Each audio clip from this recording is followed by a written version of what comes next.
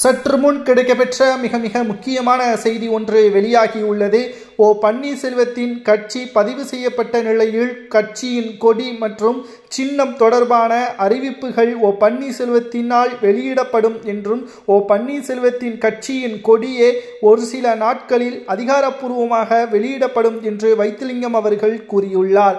அதிமுகவில் இனி பன்னீர்செல்வம் அவர்கள் இணைவது சாத்தியமே கிடையாது. ஆனால் பன்னீர்செல்வத்திற்கு ஆதரவு தெரிவிக்கும் விதமாக அதிமுகவின் தொண்டர்கள் பெருமளவில் பன்னீர்செல்வத்தின் புதிய கட்சியான எம்ஜிஆர் அம்மா திராவிட முன்னேற்ற கழகத்தில் இணைவதற்கான வாய்ப்புகளும் அதிக அளவில் இருக்கிறது.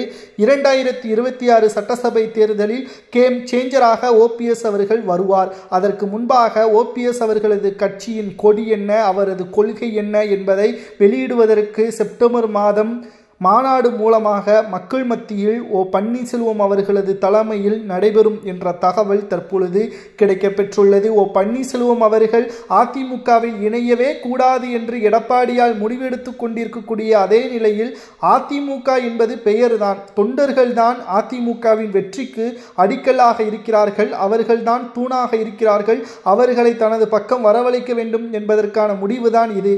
அதிமுகவிலிருந்து விலகிய நிலையில் ஓபிஎஸ் அவர்கள் பாஜகவிலோ அல்லது திமுகவிலோ இணைந்திருந்தால் மிகப்பெரிய உயர் பதவியே கொடுக்கப்பட்டிருக்கும். ஆனால் ஓபிஎஸ் அவர்கள் அதை செய்யாததற்கு காரணம் தன்னை நம்பி இருக்கக்கூடிய தொண்டர்கள் தான். மறைந்த முதல்வர் ஜெயலலிதா அவர்கள் சொன்னது விசுவாசி ஓபிஎஸ் அவர்கள்தான் என்பதை உறுதிப்படுத்தும் விதமாகவும் அதை அரசியல் ஒட்டுமொத்தமாக மாற்றத்தை 2026 சட்டசபை தேர்தலில் கொண்டு வருவதற்கும் ஓபிஎஸ் அவர்கள் எடுத்த முடிவுதான் புதிய கட்சி. புதிய கட்சியின் கொடி பற்றியான விவரங்கள் இன்னும் ஒரு சில நாட்களில் வெளியிடப்படும், அதிகாரப்பூர்வமான அறிவிப்புகளும் வெளியிடப்படும் என்ற தகவலும் கிடைக்கப்பெற்றுள்ளது. உங்களது கருத்துக்களை கூறுங்கள். ஓபிஎஸ் அவர்கள் அதிமுகவிலிருந்து விலகிவிட்டார், ஆனால் அவர் புதிய கட்சி ஆரம்பிப்பது சரியா அல்லது அதிமுகவில் இணைவதற்கான முயற்சிகளில் அவர் மீண்டும் ஈடுபடலாமா என்பதையும், ஒருவேளை ஓபிஎஸ் புதிய கட்சியே அதிகாரப்பூர்வமாக செப்டம்பர் மாதத்தில் மாநாடு மூலமாக வெளியிடப்பட்டால் மாநாட்டில் அதிமுகவின் தொண்டர்கள் கலந்து கொள்வார்களா அல்லது மாநாட்டில் ஓபிஎஸ்ஸிற்கு அவமானம்தான் ஏற்படுமா?